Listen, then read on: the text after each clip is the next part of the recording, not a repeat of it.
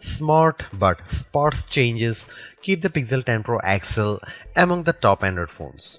It remains underpowered for tasks like gaming, but that doesn't matter if your focus is on the still excellent cameras, super bright display, or AI features. Just be aware that to get the most out of those features, you will have to wait for updates or for Google's tools to get to grips with your data. The Google Pixel 10 Pro XL is named in part after its size, but to get to grips with how good a phone it is, it would be wrong to focus on physical qualities alone. It is easy to point to things like the phone's incredibly bright display or its versatile cameras as major selling points. But this is a phone where the true value lies beyond the specs list. There are, in typical Google fashion, lots of AI features to play around with, features with a wide range of applications and utility.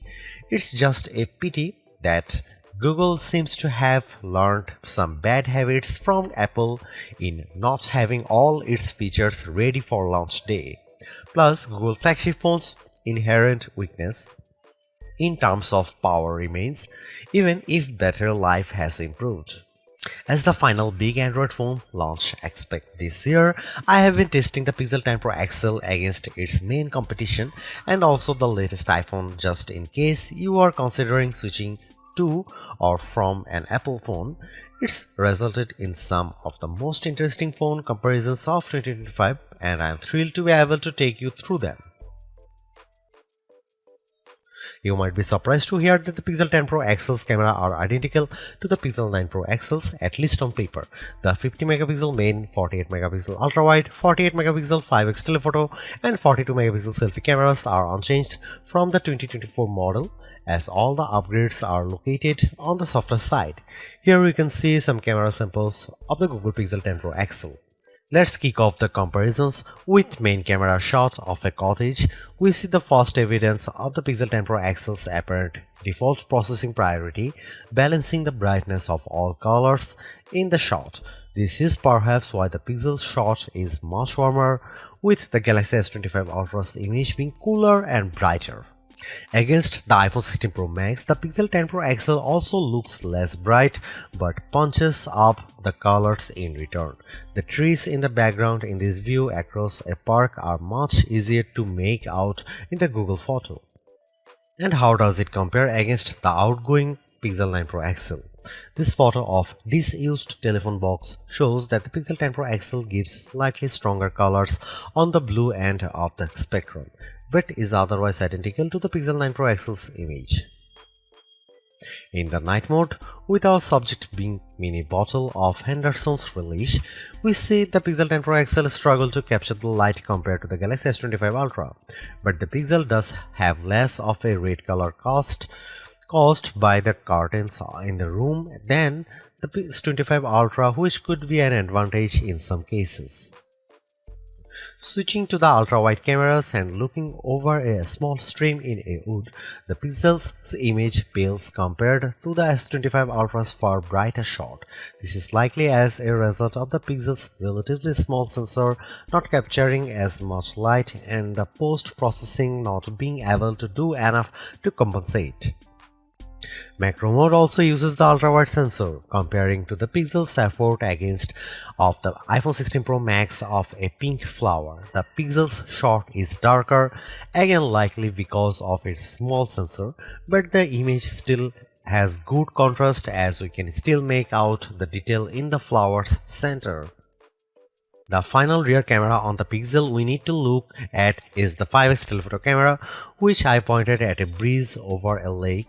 The Pixel has tried to balance the mix of light and shade in the shot, resulting in an apparent lack of color compared to the S25 Ultra, while the Samsung's shot's richer color of the water is appealing. The breeze is blown out in return. The Pixel 10 Pro XL's telephoto camera offers up to 100x max magnification for the first time, except with the power of ProRes zoom. Images at the level are still legible, albeit potentially inaccurate, but let's start at a less extreme 50x.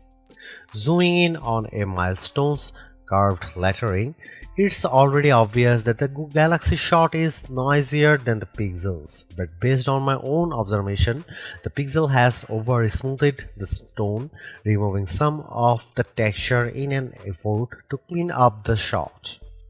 At 100x, this effect is even more noticeable. A stone that's been sitting outdoors for who knows how long is unlikely to be as smooth as the Pixel's shot would have you believe.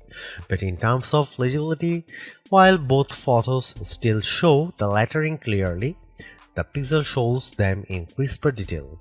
When exporting the images, the Pixel 10 Pro XL conveniently gives you both your original ProRes zoom shot and the processed version, allowing some interesting comparisons.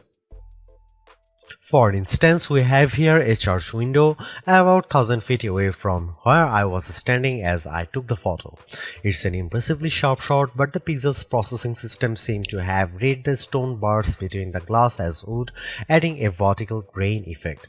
While the detail of the brickwork has been impressively recovered, it shows a big limitation of these generative detail enhancing tools. It shows you what's likely to be there rather than what truly is there.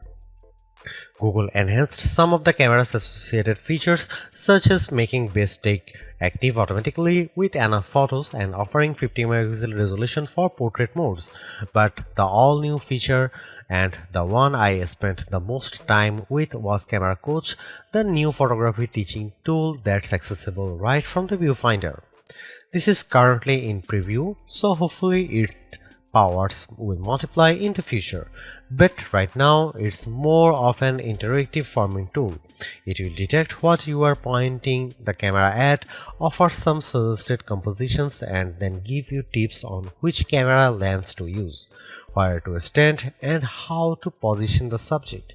If you can, it's a fun, personalized way to learn.